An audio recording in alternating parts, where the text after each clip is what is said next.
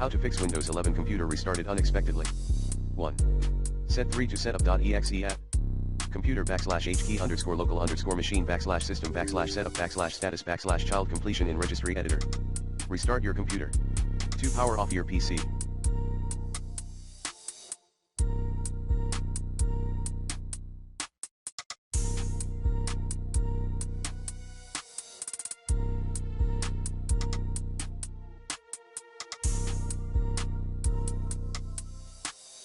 And look at your hard drive cables.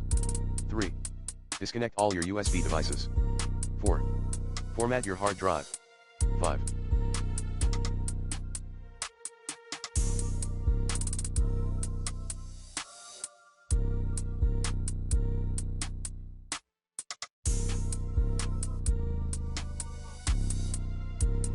Update your BIOS.